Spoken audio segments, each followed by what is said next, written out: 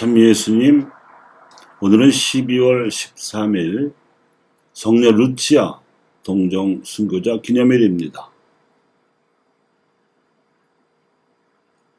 5세기경에 로마 박해 시대에 동정의 몸으로 신앙 진리를 위하여 순교한 그의 이름은 라틴어로 빛을 뜻합니다.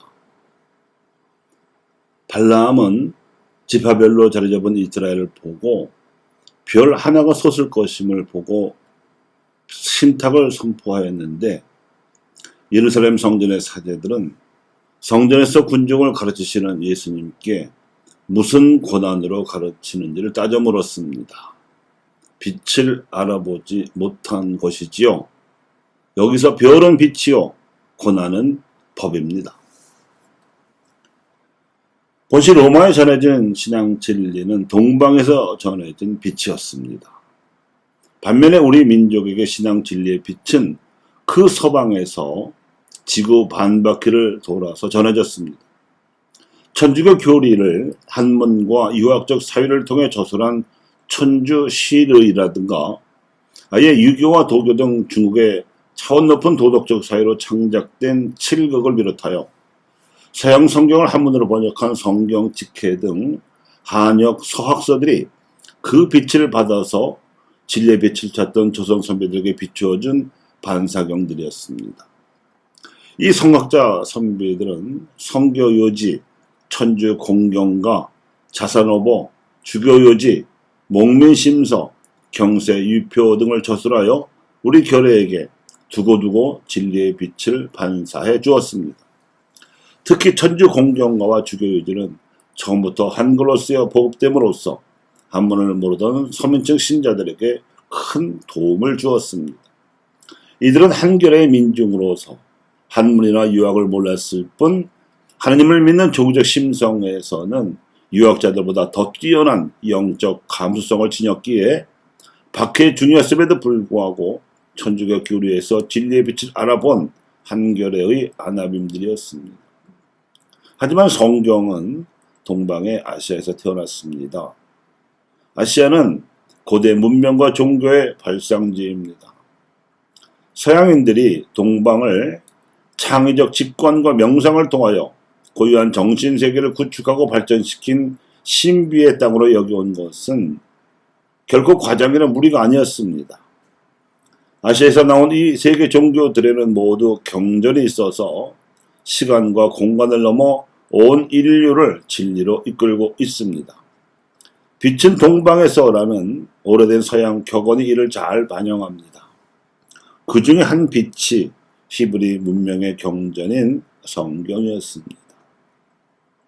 성경은 메소포타미아 문명과 이집트 문명과 지중해 문명이 어우러진 땅에서 쓰이고 퍼져 나갔습니다.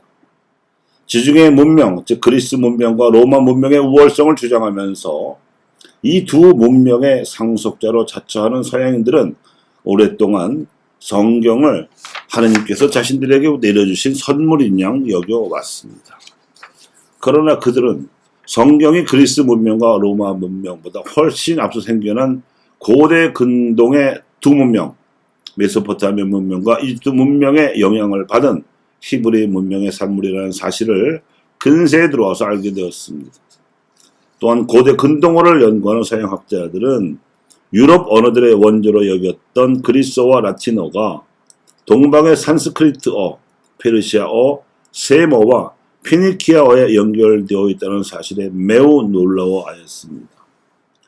언어뿐 아니라 문학 양식에서도 서양인들은 동방의 영향을 받았음이 밝혀졌습니다. 서양의 정신문화를 이끌어온 성경은 신화, 법전, 민담, 격언, 비유, 역사, 연가와 애가 등 다양한 문학 양식으로 구성되어 있는데, 이런 문학 양식들이 모두 고대 근동의 문헌들에서 고스란히 발견되었으며 내용까지도 비슷합니다. 이는 고대 물질 문명의 흐름이 서향하고 있었기 때문에 자연스러운 귀결입니다. 그런데도 성경이 이처럼 아시아에서 생겨난 복합 문화의 토양에 뿌리박고 있음에도 불구하고 아시아인들이 성경을 낯설게 느끼는 것은 서양식의 성경 해석과 접근 방법으로만 알아온 탓이 큽니다. 그리스도교가 서양을 거쳐 세계의 모든 대륙으로 확산되는 동안 성경도 서양인들이 이성적이고 논리적이며 실용적인 사고방식으로 분석하고 객관적 진리나 교회를 이끌어내는데 크게 기여한 영향이 큰데, 이것도 그리스도교나 성경을 서양의 옷을 입은 문화로 바라보게 하는데 일조하였습니다. 법은 서양에서라면 서양 격언에 뜻하는 바 그대로입니다. 이제 우리 앞에는 2000여 년의 긴 여정을 거쳐 다시 동방으로 돌아온 성경에 놓여 있습니다. 성경은 하나님께서 온 인류에게 구원의 표지로 주신 귀중한 경전입니다. 성경의 세계가 모든 문화권을 포함하고 성경의 메시지가 모든 문화권에 열려있다는 사실은 이제 서양 일변도의 관점에서 탈피하여 동방의 빛을 아시아의 관점으로도 바라보아야 할 때가 되었음을 의미합니다. 성경을 태동시킨 이스라엘은 정치나 윤리면에서 결코 뛰어난 민족이 아니었습니다. 그들은 본디 정처 없이 물과 목토지를 찾아 떠돌던 유목민들과 사회의 밑바닥에서 천대받던 히브리인들의 후예였습니다. 그러나 아브라함을 비롯한 그들 조상들이 하나님의 부르심을 알아들었을 때 그분께서는 그들에게 생명의 번영과 안정된 정착지를 약속하셨고 실제로 그 약속을 지키셨습니다. 그래서 하나님께서는 이스라엘을 이집트 노예 생활에서 탈출시켜 주시고 가나안 땅으로 해방시켜 주셨습니다. 그러나 히브리 후예들이 하나님을 배반하자 그분께서는 혹독한 시련과 고난의 벌을 내리셨습니다. 서양의 인류 문화학자들은 인류가 아프리카 유인원에서 비롯되어 전 세계로 퍼져나갔다고 진화론적 관점에서 말하지만 성경에서는 대홍수 이후 노아의 후손들이 전 세계로 퍼져나갔음을 창조 신앙의 관점에서 증언합니다. 과학적 진리를 배제하지 않으면서도 신학적 진리로 이를 식별하라는 제2차 바티칸 공회의 가르침에 따라서 알아듣자면 이렇습니다. 하느님께서는 전 세계로 퍼져나가 살던 구석기 시대 인류가 신체적 진화를 이룩하기를 수백만 년 동안 기다리셨다가 의식의 진화를 이끄시고 나서 당신의 영을 알아보고 소통이 가능해질 즈음에 개입하셨습니다. 그리고 하느님과 소통이 가능했던 첫 인간 아담과 하와 이후에 카인의 후예들이 저지르는 죄악을 대홍수로 심판하시고 다시금 노아와 그 후손들로 인류를 창조하셨습니다. 그리고 인간 의식을 하느님과 원활한 소통이 가능할 영성으로 진화시키시려고 예수 그리스도를 보내셨습니다. 이에 대한 증언이 성경입니다. 노아의 후손들 가운데 아시아 서방에 자리 잡은 히브리인들이 하느님께로서 받은 빛의 기록으로 성경을 쓰는 동안에 아시아의 동방으로 이주한 한민족은 예로부터 빛을 숭상하는 경천과 제천의 전통을 일으켰습니다. 자연 종교와 달리 계시 종교의 특성을 반영하는 이 전통에서 한민족이 계시받은 진리가 홍익 인간의 문화 속에 담겨서 반만 년을 이어져 내려왔습니다. 그러다가 18세기에 서양을 통해 들여온 천주교 교리가 이 전통 및 문화와 만나서 오늘의 한국 교회가 되었습니다. 성경에 전해진 큰 빛은 예수 그리스도이십니다.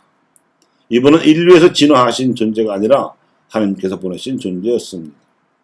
우리 민족과 교회가 이스라엘이 겪은 시행착오를 반면교사로 삼자면 이 큰 빛을 알아보고 인류에게 반사해 주어야 합니다.